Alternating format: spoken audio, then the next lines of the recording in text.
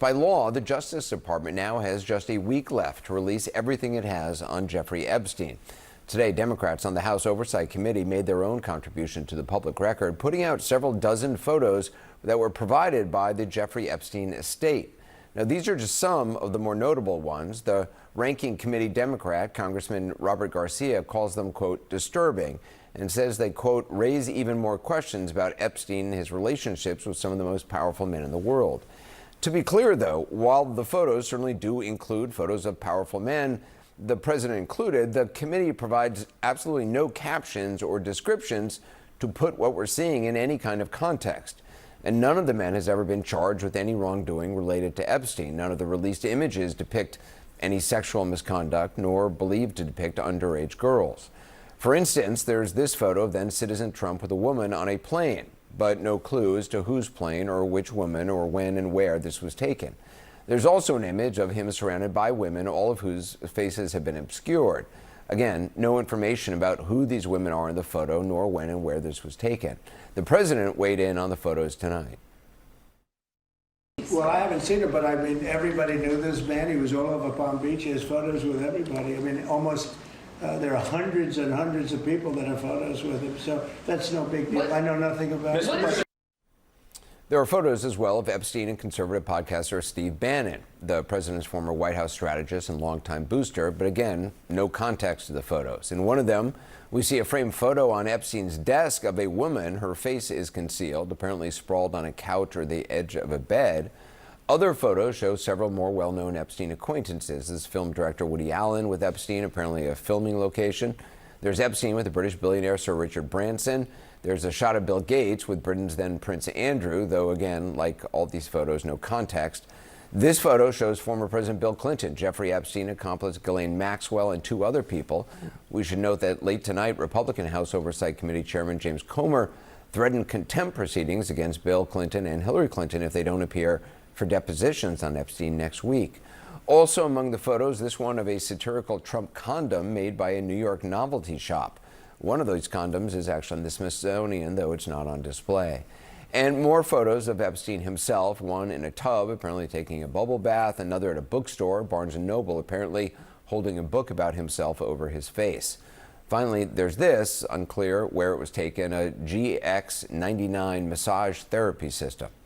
Joining me now, Democratic Congresswoman Melanie Stansbury, who sits on the committee that released the photos. Congresswoman, why did Democrats on your committee choose to release these photos now, and can you give any context around them? Do you know the context of them?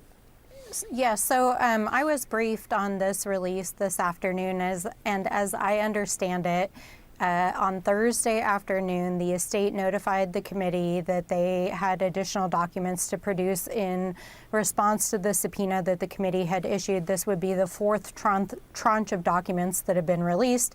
As you recall, the first was the birthday book. The second was flights, schedules, and a series of documents. And the third were the emails that were these explosive documents a few weeks ago. And so the latest is a set of photographs that seem to come from an iCloud account that Jeffrey Epstein held, as well as photos that were attached to emails. And as was explained to me by the attorneys from the committee, there was no context provided by the estate. So there are 95,000 photos released by the estate. The attorneys went to New York to meet with the estate to authenticate that these were indeed from the estate, and they were released to the committee. As the attorneys explained to me, they are only about 10% through the entire photograph cache, and that there are many more very, very disturbing photographs, including potentially photographs of sex acts and other disturbing photos in this cache of documents. And so I don't know the specifics as to why the committee chose this representative few photographs, but certainly the photographs are quite disturbing. And just to be clear, what you just said, you said that there are other photographs that attorneys are still going through, which may show actual sex acts. Are those attorneys for your committee, or are those from the Epstein estate? Has the Epstein estate actually handed over those images already? Yes, they have. So this is an actual document production pursuant to the congressional subpoena. So we subpoenaed these documents from the estate, and they've been producing various documents in various tranches. So like I said, this is the fourth production, and the attorneys for the committee, which is a bipartisan set of attorneys, so both Democratic and Republican attorneys, went to authenticate the release of these documents. So do you know how many more photos your committee has, and do you know when they may be released? As was explained to me by the attorneys today, there's about 95,000 photographs were released by the estate yesterday. So you have, I mean, there's only been, I don't know, a dozen or so photographs released now. So you have almost 94,000 or plus photos still to go through, or are going through. As I understand it, that is what the staff and attorneys on the committee are going through right now, yes. All right. Congresswoman Melanie Stansbury, I appreciate it. Thank you. Thank you. Joining me now, former federal prosecutor and professor at the Cardozo School of Law, Jessica Roth, and Julie K. Brown, award-winning investigative reporter for the Miami Herald. Her work was vital in exposing the extent of Epstein's sex trafficking ring. She's also the author of Perversion of Justice, the Jeffrey Epstein story. Julie, when you hear that there are some 90, I mean, it sounds like almost still 95,000 or 94 more plus thousand photos still to be released, what do you make? I mean, that's a huge amount. Well, they probably encompass quite a number of years.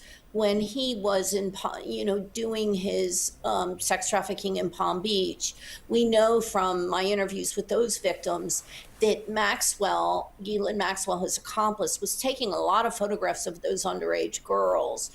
They had reported that they were instructed at several points to pose provocatively in various stages of undress. And part of it sometimes was just to give Jeffrey a present, a birthday present or some kind of a gift with these pictures. She was with a camera all the time, I was told from some of these victims. So it could go back quite a ways. That was 20 years ago. So, and the police, by the way, when they raided his home back in 2005, his computers were already pulled out. In other words, he was tipped off.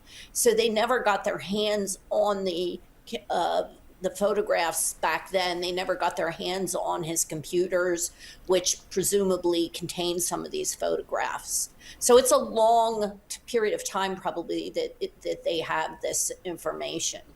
Jessica, why do you think some of the faces were redacted by the committee and others not?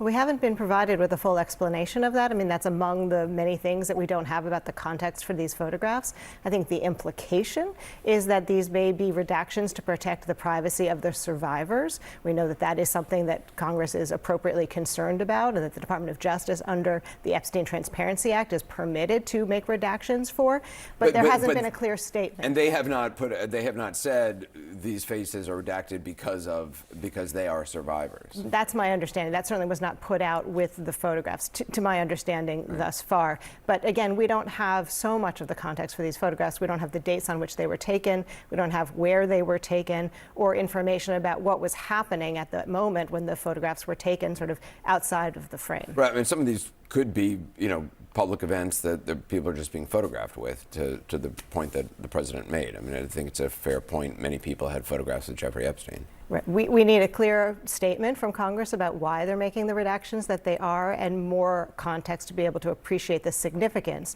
of these photographs that were released today. Julie, the Department of Justice has a deadline, December 19th, to release the documents, as you well know, that it has in possession. Do you think they'll meet that deadline? And how much redaction? I mean, I guess there's no way to know what Pam Bondi is going to do and what kind of instructions she's following. But what's your hope, or what's your sense? Well, I think that they are obviously going to have to release something. It's just a question of how much it's going to be redacted, or how much they're going to withhold, on the grounds that now, as you know, the president announced that they were going to do an investigation into Democrats. So that's an open criminal investigation. So they could use that as a reason to not turn over some of this material. But what I will say is the good part about the whole thing, there are two good pieces of good news on this, and that is that the Oversight Committee quite frankly, is getting more information than I think is contained in the Justice Department files. I've always felt that the Justice Department really didn't investigate this case thoroughly from the very beginning. So we're probably getting more information from them, number one. And number two, we have the victims, and more of them are talking and coming out every single day. And they know what happened, and they are talking. And, it would behoove the FBI, for example, to start talking to some of these women and to really find out what Epstein was doing and who was involved and who was helping him. And Julie, you're saying the committee's getting more information. Is that because they're getting it from the Epstein estate? Yes, the Epstein estate is turning over. Like I said, I know, for example, when the investigation was in Palm Beach, they didn't get these photographs. They didn't get anything from his computer. So they're getting more information probably now than before, number one. And number two, we could compare it to what the Justice Department is going to turn over. For example, if the Justice Department says we didn't get anything on his computers, we know for a fact now that there was information on his computers.